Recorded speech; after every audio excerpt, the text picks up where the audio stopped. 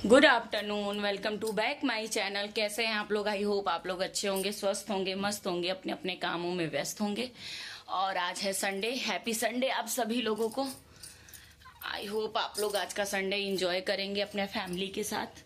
और कल मेरी कोई वीडियो नहीं गई थी, ना ब्लॉग गया था ना शॉर्ट वीडियो गई थी, कोई सी भी वीडियो नहीं गई थी। कल असल में सैटरडे था और कल ना बच्चों के स्कूल में पेरेंट्स मीटिंग भी थी और उनके टेस्ट होने वाले हैं, तो उसी सिलसिले में पेरेंट्स लोगों को बुलाया गया था और थोड़ा फीस वगैरह भी बच्चों की जमा करनी थी।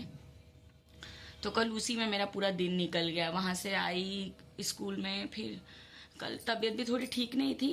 आप लोगों को पता ही है, थायराइड और माइग्रेन जिसे होता है उसे पता होगा कि क्या क्या दिक्कतें होती हैं।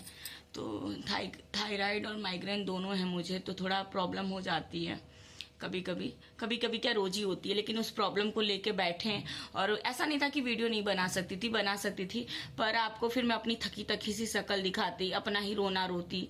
तो मैं ऐसे ब्लॉग तो मैं पूरी कोशिश करूंगी, क्रॉस माय फिंगर, कि मैं कभी ना बनाऊं रो धो के आपके सामने, ठीक है? क्योंकि देखो, सभी अपनी जिंदगी में परेशान होते हैं, ऐसा कोई नहीं है जो अपनी जिंदगी में परेशान ना हो, ठीक है? और अगर मैं ब्लॉगिंग करके भी आपको अपनी परेशानियां ही दिखाऊंगी, आप लोग खुद मोबाइल उठा के अपना डेटा खर्च करके अपना अगर वाईफाई घर में लगा है तो वाईफाई डेटा यूज करते होंगे, मोबाइल का रिचार्ज इतना महंगा हो गया है।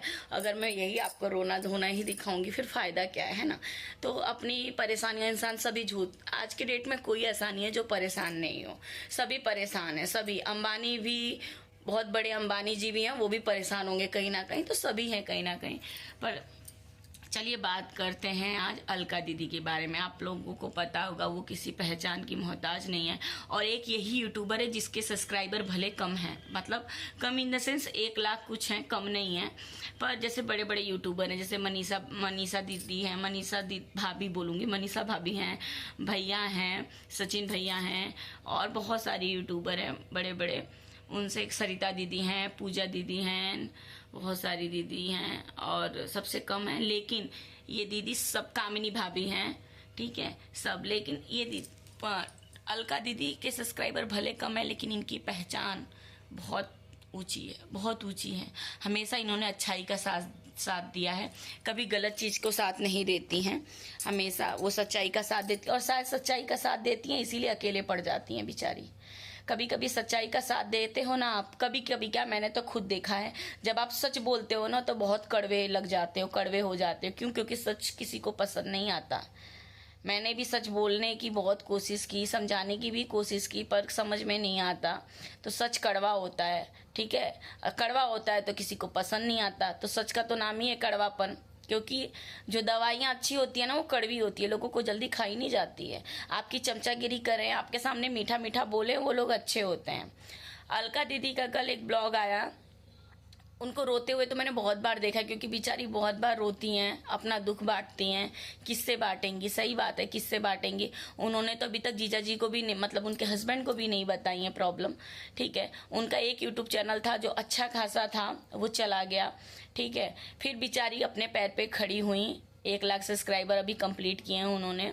और सब्सक्राइबरों की वो भूखी नहीं है, ये तो मैं जानती हूँ, कि क्योंकि वो हमारी तरह नहीं है कि उन्हें सब्सक्राइबरों की ज़रूरत है या वॉच आवर की, नहीं। वो लेडीज़ अपने में कुछ दम रखती है यार, बहुत संघर्ष करके यहाँ तक आई हैं वो।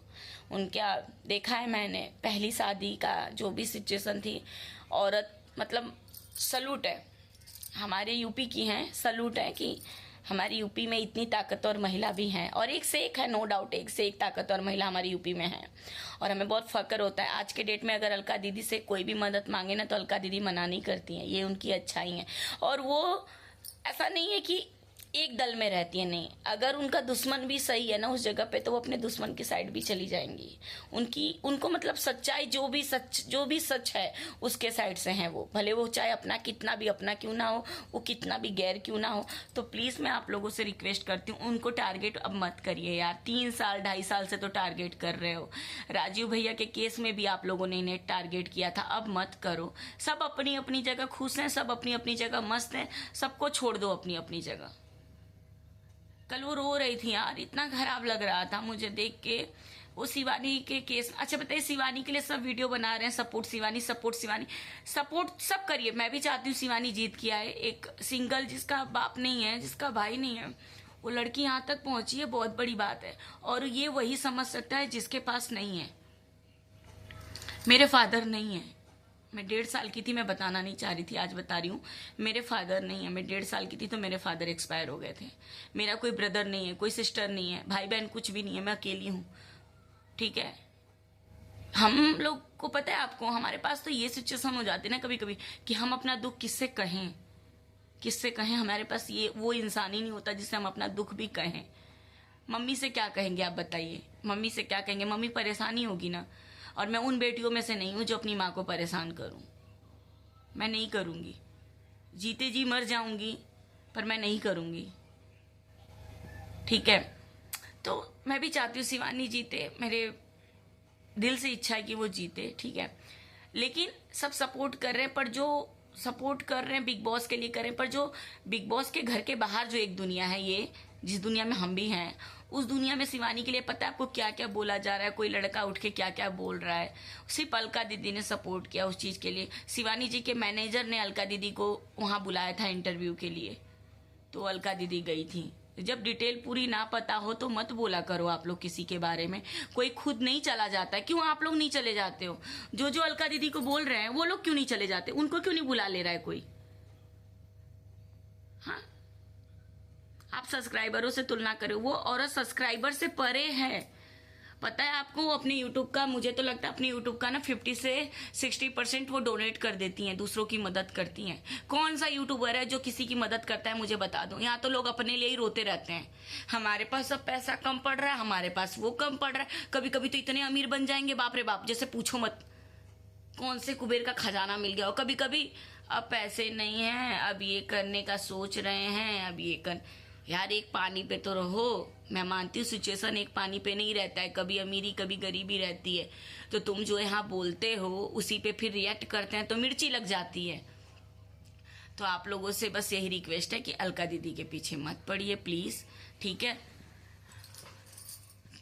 और माता रानी करे हर घर में एक अलका दीदी जैसी बेटी हो, ठीक है। हमारे घर में भी एक चाहिए थी, काश मैं उनके जैसी बन पाती हिम्मती, पर मैं इतनी हिम्मती हूँ नहीं। और देखिए खाना बन गया है, देखिए आज मैंने खाने में कैसे दिखाऊं। देखिए दाल बनाई है, चावल और ये कटहल की सब्जी, रोटी बनाई थी सिर्फ इनके लिए। और बच्चे और ये कमरे में हैं, एसी ऑन है। और टाइम देखिए अभी बज रहा है 1:20। और इसीलिए कल मेरा कुछ गया नहीं था, इसलिए सॉरी। जो लोग मुझे देखते हैं शायद कल मिस किए हूँ, ठीक है। प्लीज़ जिसने जिसने मिस किया हो कमेंट करके ज़रूर बताइएगा कि किसने किसने मुझे मिस किया।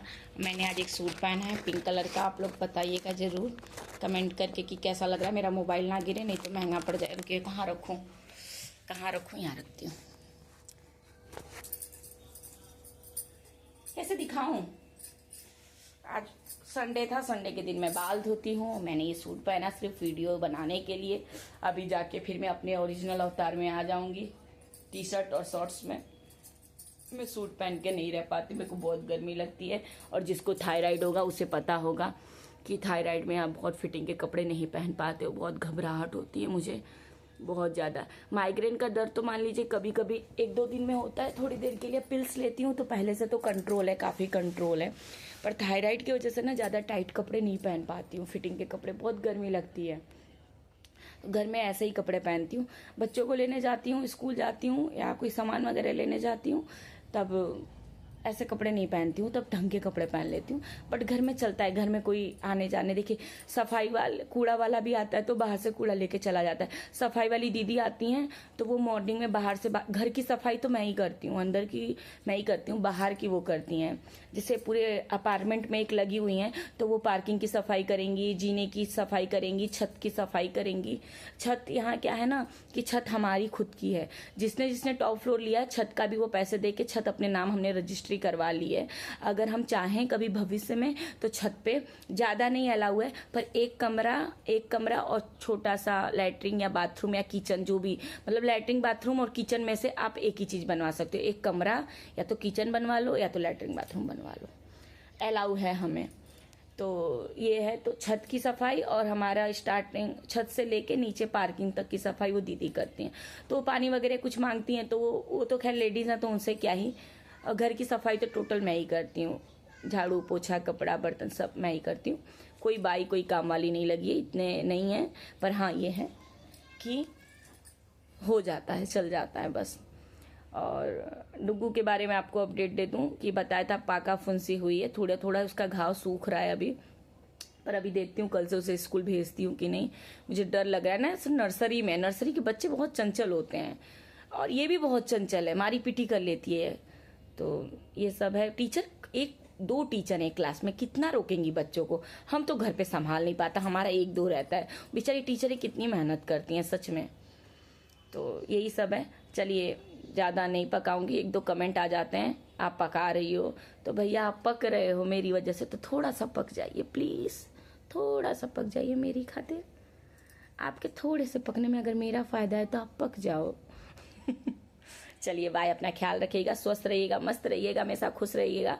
और आप अंदर से भी दुखी हैं तो किसी को अपना दुख मत बताइएगा। मैं 10 बार ये बात बोलती हूँ, मत बताइएगा, दुनिया मज़ा लेगी। और अगर आप अपना मज़ा देना चाहते हो, जैसे बहुत लोग दे रहे हैं यूट्यूब पे आके, तो दीजिए, बिल्कुल दीजिए। सिंपैथी लिखने से सब ठीक हो जाएगा? नहीं होगा, ठीक है। मेरे तो अभी नाम नहीं लूँगी, उनके नाम पे तो इतनी कंट्रोवर्सी हो गई, बाप रे मैं थक गई। इतना बोलूँगी, जो मेरे मंदिर में हैं वो कहते हैं अपना दुख किसी से मत कहो बेटा, दिल में रखो। और अगर तुम्हें कोई चोट पहुंचा रहा है तब भी तुम उसे कुछ मत बोलो, चुप रहो, क्योंकि जब तुम नहीं बोलोगे तो उसका जवाब मैं दूंगा।